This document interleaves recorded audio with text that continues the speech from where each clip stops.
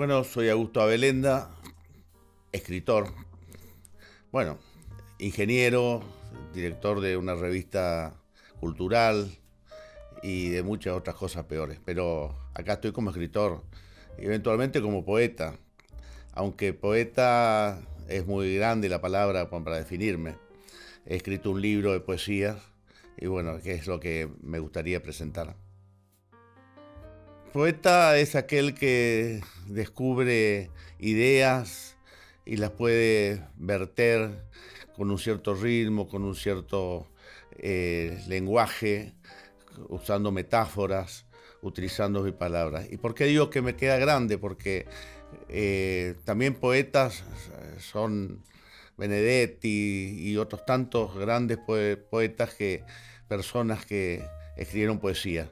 Y yo lo único que hice fue tratar de plasmar en escritura algunas ideas mías, una manera de contar mi vida también, si se quiere, o el último tramo de mi vida en poesía, manteniendo el ritmo, las metáforas y lo que hace una poesía en cierta manera. Yo comencé escribiendo poesía al principio.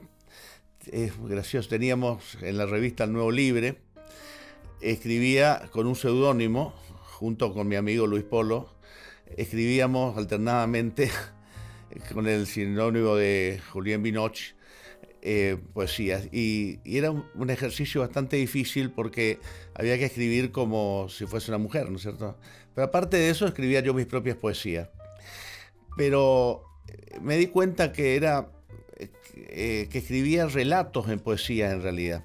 Eso me lo hizo ver a mí Juan José Folguerá, cuando escribí un libro que fue mi primera publicación, llamado El Errar de Memoria, que cuenta mi vida desde el día que entro al colegio salesiano, la primaria, hasta cuando salgo del colegio nacional. Todo ese periodo de mi vida estaba escrito en una serie de relatos cortos que son escritos, en cierta manera, son relatos, son poesías en prosa. Pero la poesía propiamente dicha, digamos, surgió en un concurso que hizo en la Universidad del Nordeste, donde yo me presento y pierdo, por supuesto. Pero un amigo que estuvo en la entrega de premios escuchó que uno de los jurados había ponderado una poesía cuyo seudónimo era el mío. Y como él me conocía, me transmitió. La busqué de nuevo, estaba perdida. Como son los concursos que uno se larga y espera a ver qué pasa. Y entonces dije, bueno, si a esta señora le gustó, voy a ver qué hago. Y junté otras poesías que tenía y salió este libro, 65 poesías, que fue el primer libro publicado de poesías que tuve. Bueno, lo mío básicamente también son los cuentos. Yo escribí un cuentos a la carta, que son relatos de grandes reuniones donde el plato de comida era importante. Por ejemplo, tengo el relato de cuando vino el Papa Juan Pablo II a Corrientes, que se le hizo un banquete y bueno, yo relato cómo fueron todas las peripecias iniciales hasta que el Papa llegara y comiera la comida que se le hizo y bueno, y con un desenlace divertido. Porque trato en mis escritos, trato de transmitir lo que soy. Yo creo ser un tipo divertido, trato de divertirme cuando escribo y escribo para divertirme. Y entonces creo que el lector tendría que divertirse al leer. Eso es lo que hice. También después escribí conjunto con el grupo El Taller que tenía María Erin, con Estela Mari, Luis Polo, Pedro Canet, Andrea y Fabián Jausás. Escribimos El Círculo Invisible, que son relatos muy lindos, que hablan del crimen perfecto. Después pasó un tiempo y escribí otro libro, Noches de Terpsícore, donde son una serie de relatos medio agrupados, digamos, sin ningún orden, sin ningún sentido de continuidad entre uno y otro, pues simplemente están ahí. Y ahora estoy a punto de publicar otros libros, otros cuentos, qué sé yo, especialmente uno que se va a llamar Errar con Diego, que son las andanzas de Maradona en Corrientes, que esperemos que salga a la luz muy pronto. En todos los cuentos que yo escribo, de alguna manera, hay un mensaje, hay una prédica sobre las situaciones sociales, la realidad de las personas. No son cuentos así tomados de la nada, digamos. Es decir, que todos los personajes que yo escribo tienen de alguna manera algún contenido importante social, digamos, que es lo que busco y pretendo también con los cuentos. Si no, serían nada más que sé yo, un cuentito. Y no pretendo que sea eso. Simplemente divertir, pero también mostrar las realidades del pueblo en que yo estoy viviendo y el país que vivo y las situaciones sociales que se han planteado. Uno pretende que la escritura nuestra salga y la lea todo el mundo, pero no tengo una preferencia con respecto a quién pueda leerlo o quién no. Lógicamente, me gustaría que lean los jóvenes para que vean también cómo fue nuestro mundo anterior, cómo vemos nosotros, los mayores, el mundo actual a través de estos relatos que escribí. Hay un cuento donde yo digo, ¿por qué la gente de hoy, mis nietos, mis hijos, mis nietos, mis sobrinos, no creen en aquellas anécdotas que yo les cuento de entonces?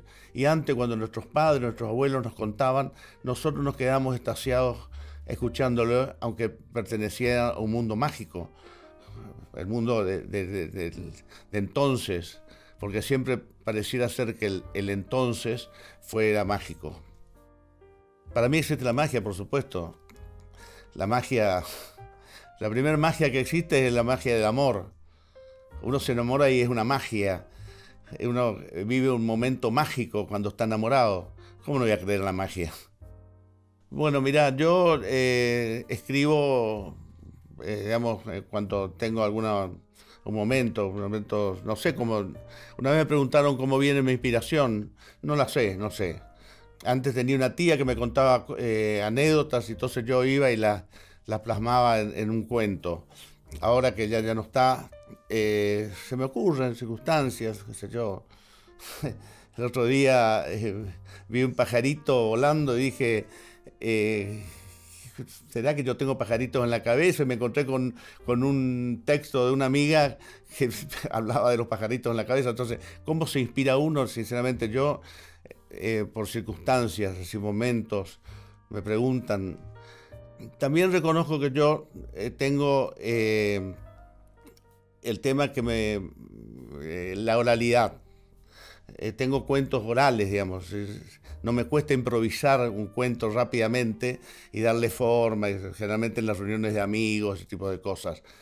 Pero cuando me pongo a escribir, sí, lo hago muy seriamente, digamos. Me siento y tuve la inspiración y me pongo a escribir, de lo que salga. Y bueno, después ya sabemos las correcciones, 1000 correcciones que tenemos que hacer a nuestros escritos. Y bueno, y sale. Busco después quién lo puede publicar y si tenemos suerte, quién lo pueda distribuir, básicamente.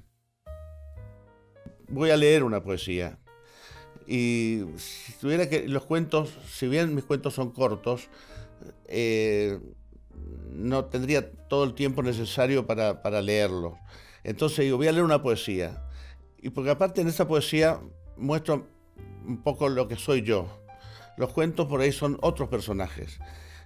Si bien no puedo decir que los personajes de estas poesías sea yo mismo, porque hay ficción, están escritos desde mi corazón. Entonces quería, ya que voy a presentarme, gracias a ustedes me puedo presentar, quise hacerlo con unas poesías que van a descubrir medianamente un poco mi propio corazón. 65. A la orilla del canto de aquel adiós dicho sin pensar, casi como olvidando el tiempo, siento el calor del cielo rojo ante el frío y me dejo llevar por las estrellas que no vinieron a buscarme. Me sumerjo al profundo escote de la vida, en la oscuridad del día y de la noche enfrentadas, sin saber qué hacer, sin saber quién soy, sin saber nada. Siento estar aquí sin estar allá. Inclino la cabeza y mis pies apuran el disturbio de mis pensamientos, buceando en el encuentro de lo imposible. Veo un niño pasar raudo, sonriente, feliz, perseguido por su madre que lo asusa y lo divierte. Se pierde en la distancia del pasado y ya no lo veo.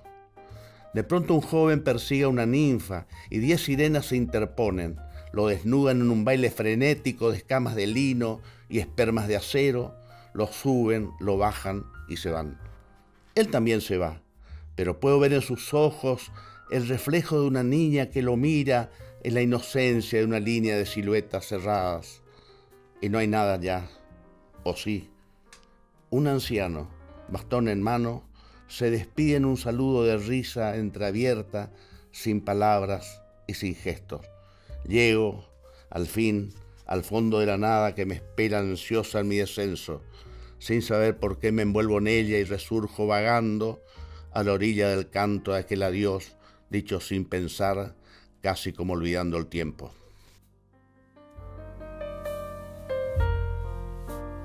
Este libro se lo dedico a mi propia vida.